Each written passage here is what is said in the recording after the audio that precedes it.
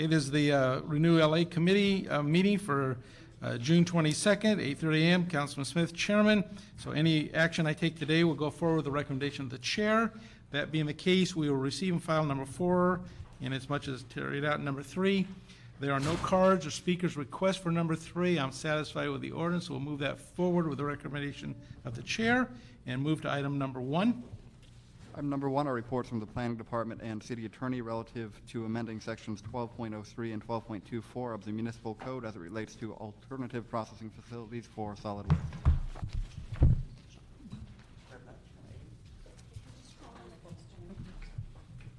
Good morning. Morning, how you doing? Good morning. Basha Jankowski from the City Attorney's Office. Tom Rothman from the Planning Department, and I'm with Nora Dresser. Okay. The ordinance we're presenting today basically creates a CUP process for the alternative waste facilities.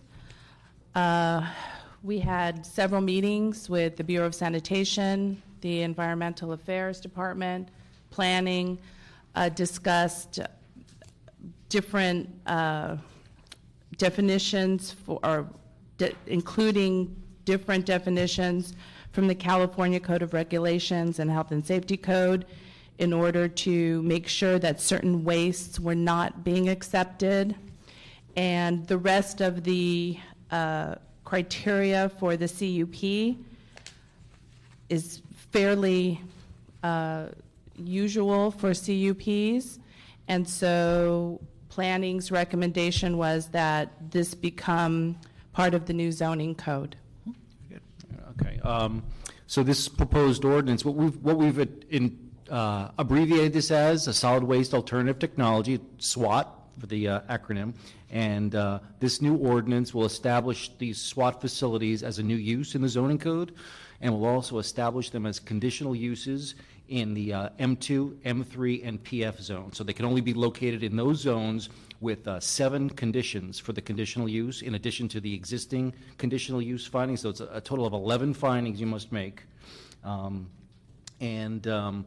we have no regulations for these facilities. So if you were to apply for one of these, you would need a full variance for these facilities. The findings address the issues of no undue concentration and an equitable distribution, close proximity to existing solid waste facilities, transfer stations, solid waste resource collection vehicle yards, material recovery facilities, and green waste facilities. There will also be a quarterly newsletter, and the facilities may not transport vehicles to create noise, odor, or other noxious uses. By using the conditional use process, it will provide the opportunity for conditions to be crafted on a site-by-site basis, and issues such as not creating a cumulative impact will also be taken under consideration. Okay, very good. Have you seen the communication we got from Joyce Dillard? Have you gotten that? We'll get you a copy. I have not gotten that. We'll add this to the file.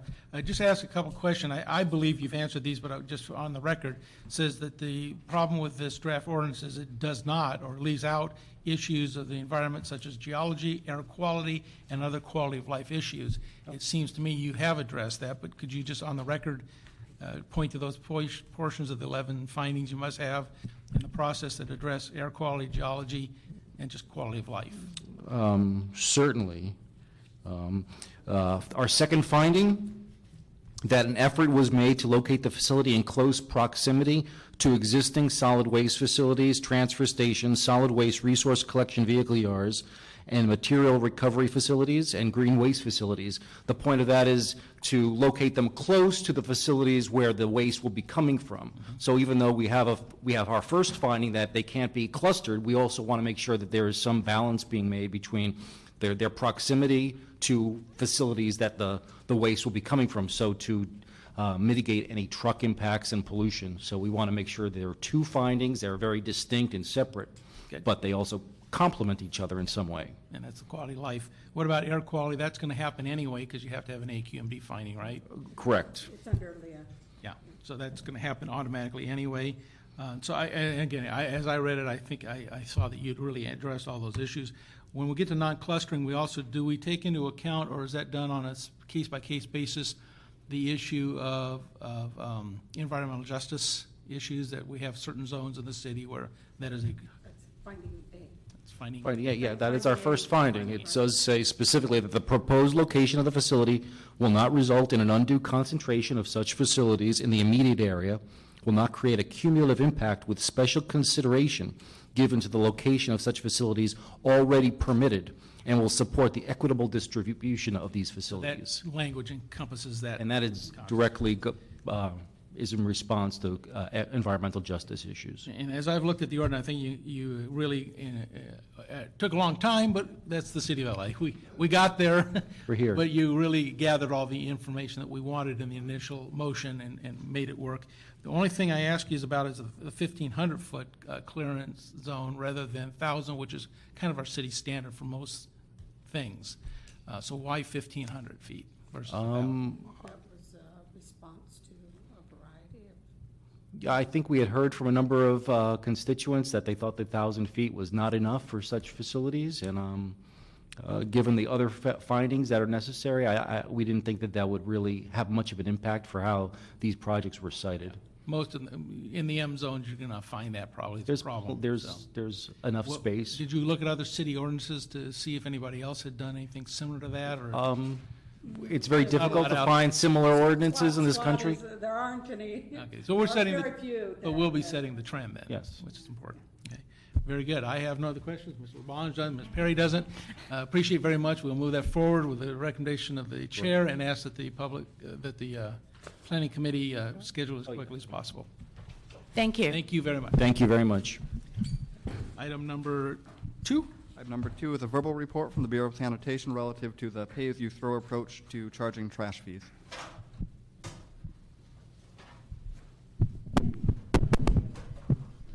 Good morning, Javier Polanco from the Bureau of Sanitation. Thought you were going to give us an update on the World Cup score at first. I was going to say yelling too much at the World Cup or at the Lakers yesterday. The staff has been assessing the potential benefit of the pay-as-you-throw program. The volume-based program appears to be more feasible than the onboard weigh scale system, since there has not been a weights and measures type of weight system that's been approved by Weights and Measures within the state, and that's in the market. Currently, we have a deficit as well in our SURF fee of $15 million.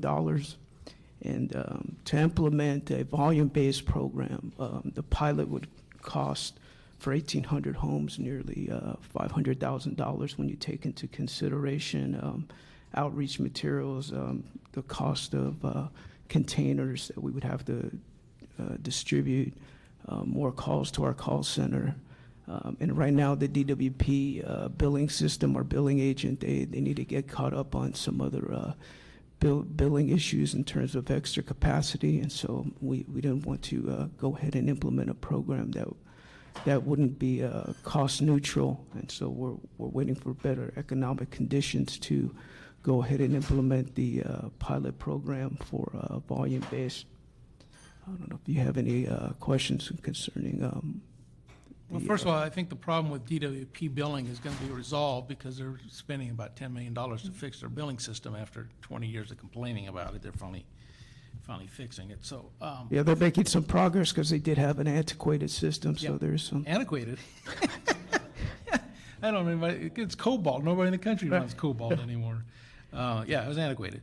They're fixing that, changing it, and looking at the whole billing system. So they're going to be able to easily put things on, take them off, and do that kind of work for us within the next year.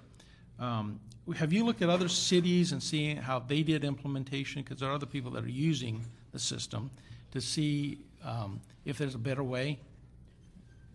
Well, we did look at others. Alex Halou will address that question. Good morning, Councilman. Alex Halou with the Bureau of Sanitation. We did look at other cities and what they're implementing. There is two types of system, the volume-based as well as the weight measure system. The weight measure system is really more fair to the residents because the less you put out, the less you pay. We looked at other cities from Seattle to the East Coast, and no one has really successfully has been able to use a container that's basically could be measured according to the weight and measure the U.S. standard and be able to build the residence. Seattle tried it, it didn't work. The cities or the small towns that have been successful in that one is based on a plastic containers that the residents purchase for a price and put it outside, and then it's picked up, and then they pay basically on that container. That's that's happening in the U.S. as well as in Canada. We tried working with Recycle Bank because they have said they have implemented the system in the U.S. based on the European model. However, that system could not be implemented on the trucks, and they could not be assure us that it will pass weight and measure before we start charging residents. If we go just by plastic bags, that system it will work because you determine how much volume could go in the bag. However, with the container itself, it's not. So what we decided to do. Plastic bags, you don't have a collection system that works that way anymore. You got a driver with an arm. You don't have anyone out there to pick up bags anymore. So Right, so those are the cities that have the weight-based system. But everybody else who has a container that has not been able to implement the system. So what we looked at to meet the spirit of the motion is to use a hybrid system, modify our existing system, which is a volume-based system, and go from a 60-gallon down to a 30-gallon. If a resident decide, okay, the city standard is 60 and 90, and 60 black, 90 blue, and 90 green, I want to go to a 30, and this way I can get my $5 reduction. We looked at implementing that system on a pilot basis. Couple factors came into bearing. One is that what happens if there's contamination, and we decided, okay, we will educate the residents through our ambassadors, and if they continue doing it after 3-4 times, they will be kicked off the system. The second thing was how there will be savings because now people will not be sending so much landfill material to the landfill. So that was a positive. The things that Javier mentioned was the cost to implement this, just a pilot in a limited area of the city, because now we have to replace the 60-gallon with a 30-gallon, modify the billing system, which is DWP is working on, but it's not there yet, and after that also basically to implement this system, it will take us a couple years before residents really see the money. Right now, we're still struggling with our billing system with DWP. We have about 15,000 people. For over 2 years, they have returned their extra capacity container, and we have not been able to give them the credit. So they've been waiting for 2 years. And so this is a big challenge for us because the residents keep calling. If we want to implement this system, we want to make sure it's successful. And this means if a resident decides, I'm returning my container today, I want to see a reduction immediately in my bill. We cannot promise them that. That's going to take them probably 2 years before they see it. The DWP is modifying the system, but they told us in a letter on the Lifeline that it's going to take them over 1.5 years to modify the billing system. So we're working with them on some patches right now, but really the system is not going to be up and running. yeah. Well, I think the objective should be then is to work toward a date certain where the DWP is ready to institute a new system when their system is up running and ready to roll, that you'd be ready to roll with a program to throw onto it then. We can implement the program on our end very relatively quickly because like with extra capacity container, the minute people called us, we had about 65,000 out there. We went out and picked them up, yet they're still not getting their the credit. Right. So we can implement that on our side. We will be moving towards it. We anticipate by 2013, if we're doing as a rate adjustment, as part of our rate model, if residents choose to go to a lower container, they will get lower price. Will be the same model after DWP water bill, water usage. The less they use, they pay less. Right now, our commitment is to keep the rate 3632 up to 2013. And as we do the rate adjustment, hopefully we'll be able after that to reduce it for those residents who use less trash and increase it for those who will. But between now and 2013, we really feel it's really probably hard to implement this pay-as-you-throw. We did see a $15 million reduction from the $262 million we're supposed to be getting from the SURF fee. We're getting close to $250 million a year. And that's really because of the economy and a lot of foreclosures and people turning off the power, so we're not really getting that money. But we should still be healthy as a fund to not to have to ask for a rate increase between now and 2013.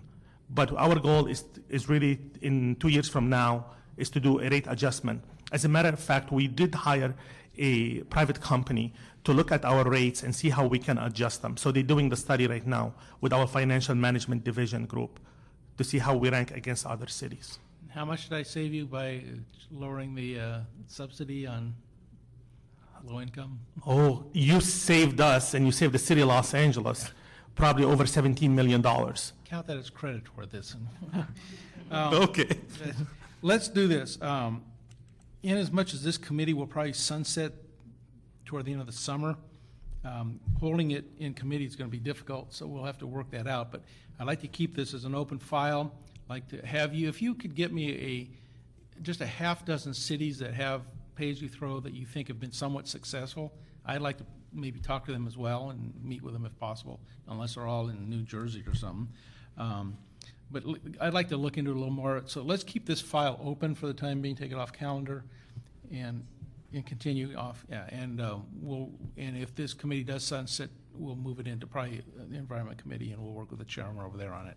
We've done a report, Councilman, about a year and a half ago that looked at the city. So if you give us maybe 60 more days, we can go and update that information, and we'll be glad to give you that Great. report. Great, thank you. Thank you. Thank you very much.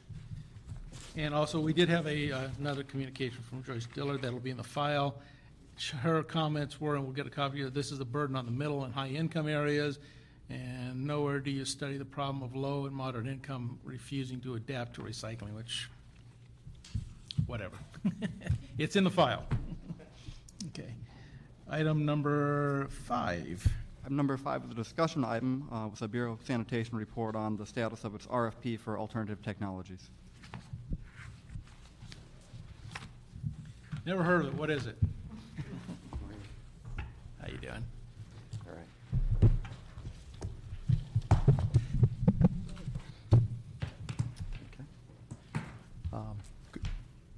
Good morning, Renew LA Committee member, Councilman Chair Greg Smith, Council staff, and everyone. I am Miguel Cermeno from the Bureau of Sanitation.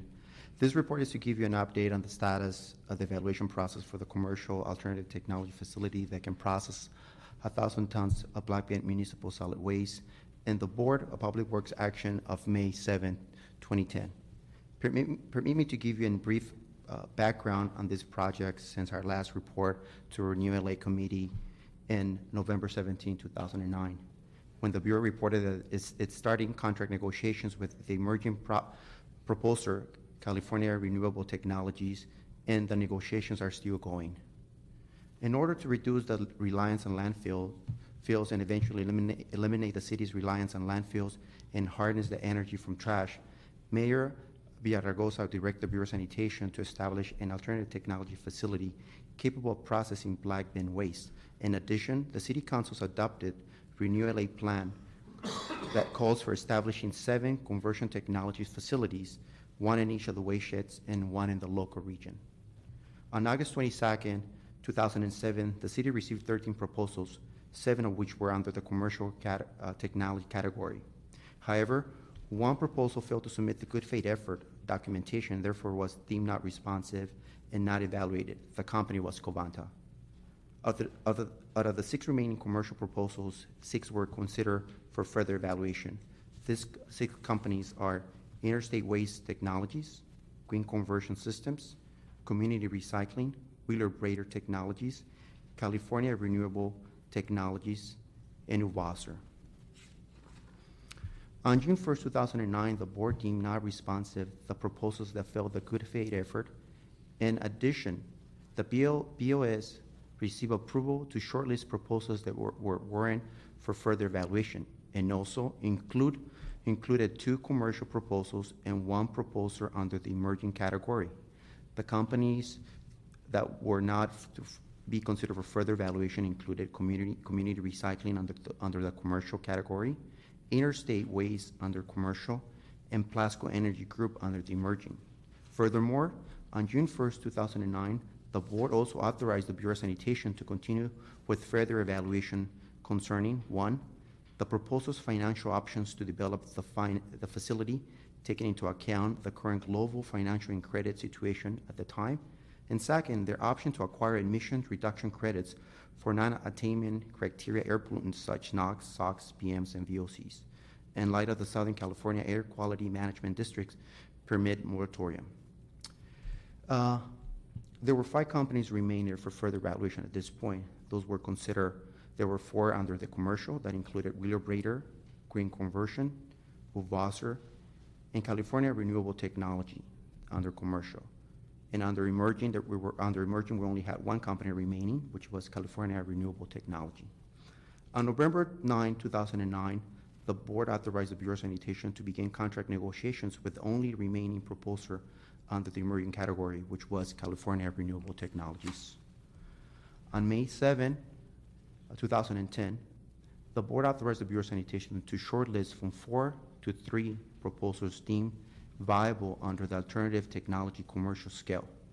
The 3 companies that will be further evaluated includes Green Conversion Systems, Uvasser, and Wheeler-Brader. Based on the insufficient technical and financial data provided by CARD, the Bureau did not recommend CARD for further evaluation. Furthermore, on May 7, the board also authorized the Bureau to continue with further requests of additional information from the 3 remaining shortlisted commercial scale category proposers as follows. Number 1, the cost associated with adding an additional pre-processed system to maximize the recovery of recyclable materials. Number 2, overall output production after implementing the pre-processed system. And number 3, request best and final offer for the 3 shortlisted companies reflecting of the cost with and without the pre-processing option. The Bureau is to review and verify the information obtained from those proposers that have not offered the cost of a pre-processed systems that will recover recyclable materials before the feedstock is processed through the processing systems. The pre-processed systems will help to recover recyclable materials as paper, plastics, glass, and metals. In addition, the Bureau will evaluate the cost of the proposals with and without the pre-processing systems. After the evaluation of the best and final offer is conducted, the Bureau will return to the Board of Public Works with a recommendation to commence negotiations with the highest ranked proposer. With that, Reina will give an update on the status on the emerging technologies and where we are with that. Good morning, Councilman. On November 9th, 2009, the Board of Public Works authorized the Bureau of Sanitation to begin negotiations with the emerging technology qualifying vendor, which was California Renewable Technology, COT. Their proposal allowed for 150 tons per day of MSW utilizing a biological process, which includes pre-sorting, wet separation, and anaerobic digestion. COT has proposed to site the facility outside of the city limits, and currently we're under contract negotiations, and we're developing a draft contract for COT's review that we should get to them by the end of this month. Thereafter, we will be meeting with COT to come upon a mutually agreed upon contract, and once that's ready to go, we'll be coming back to our Board of Public Works and Council for authority to execute a contract with COT, the emerging technology. Okay, very good. Anything further? Okay, questions on the commercial side. Of the 3 remaining bidders, how many of them did have a pre-processing part of their original RFP response? Only one had submitted a proposal with pre-processing. Yes, That was Uvasser? Uvasser, Uvasser, correct. Okay. And Wheeler-Brader did not, and Green Conversion Systems did not. Okay, so they're working on that process as an addition then? That is correct. Okay. We're going to be requesting them to submit the cost associated and how it's going to change their processing, energy, and so on. Okay. And certainly since the RFP went out and responses started coming back, there's been a tremendous change in the world economy, particularly as it relates to Spain, which is one at Uvasser, and in Germany now on the other end. So the financials were a concern. I know in the interim, have we had any further adjustments to the financial portion of the RFP? And I think that's one of the request number 3, where we are requesting best and final offer from the 3 shortest vendors. That, what it means is that we would like them to, if they need to modify their finances, they have to let us know at that point. You mentioned Spain is going through this crisis right now, and other European countries, so we're giving this opportunity for them to come back and make adjustments to their cost.